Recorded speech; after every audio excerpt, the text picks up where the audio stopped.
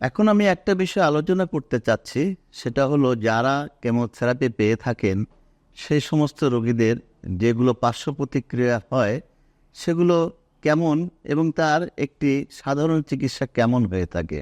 Chemotherapy দেওয়ার একটি প্রধান সমস্যা হলো যে তার কিছু অনেক কঠিন কঠিন সাইড ইফেক্টস বা পার্শ্ব প্রতিক্রিয়া হয়ে থাকে। এখন আমরা প্রথম 3 দিন বা 2 দিন কিন্তু রোগীর কাছে কোনো রিপোর্ট পাই না যে উনি অনেক কষ্টে আছেন। মূলত পার্শ্ব প্রতিক্রিয়াগুলো তৈরি হয় তৃতীয় দিন থেকে 10ম দিন। এই সময়টার মধ্যে পেশেন্টের নানা রকম সমস্যা হয়, স্পেশালি ভমিটিং অর্থাৎ বমি, পাতলা পায়খানা, জ্বর আসা, এই যে সমস্যাগুলো, ক্ষুধামন্দা হওয়া, এগুলো খুব বেশি হয়। তখন আমাদের কি করণীয়?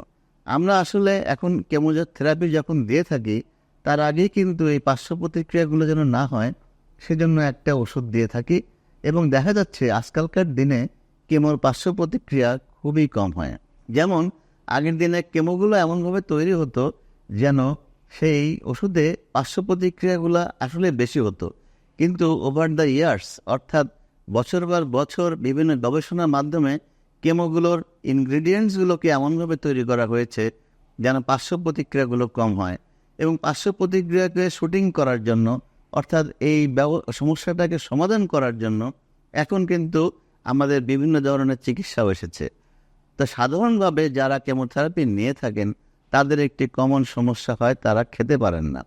এই ধরনের সিচুয়েশনে আমরা বলে থাকি যে আপনার যে খাবারটি ভালো লাগে সেটাই খেতে পারেন, সহজে খাওয়া যায়। যেমন আমরা বলতে পারি নরম এবং তরল খাবার, খিচুড়ি জাতীয় খাবার, জাউ ভাত, ভাতের মার।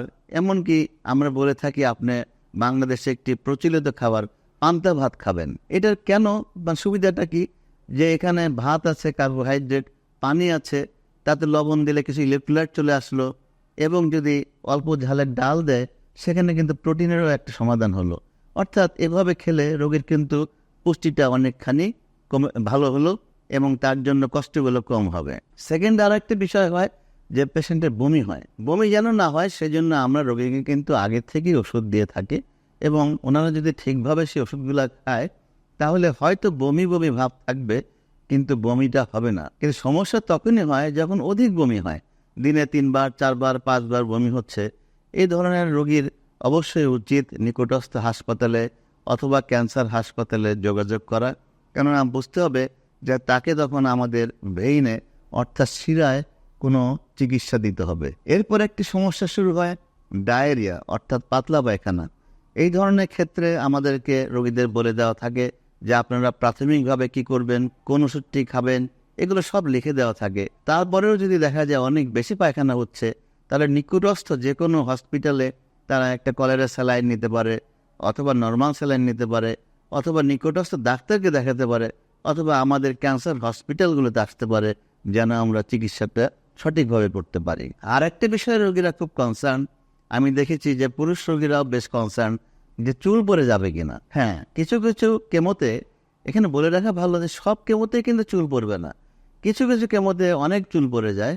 এবং এটা সবচেয়ে বড় বিষয় এটাই যে চুল পড়ে যায়, কিন্তু আমরা যখন কেমোথেরাপি বন্ধ করে দেই তখন কিন্তু ঠিকই চুলগুলো আবার ফিরে আসে। এরকম অসংখ্য রোগী আমাদের আশেপাশে আছে। তো এই জন্য পার্শ্ব প্রতিক্রিয়াগুলো যেগুলো কমন অর্থাৎ সাধারণ, সেগুলো আমি এতক্ষণ আলোচনা করলাম। অন্য অন্য কিছু কিছু স্পেশাল যে সমস্যাগুলো হয় সেগুলো একেবারে ডাক্তারি সমস্যা, সেগুলো আমরা আমাদের রোগীদের বলে দেওয়া থাকে, ওনারা আসলে আমরা সঠিক চিকিৎসা দেওয়ার চেষ্টা করে থাকি।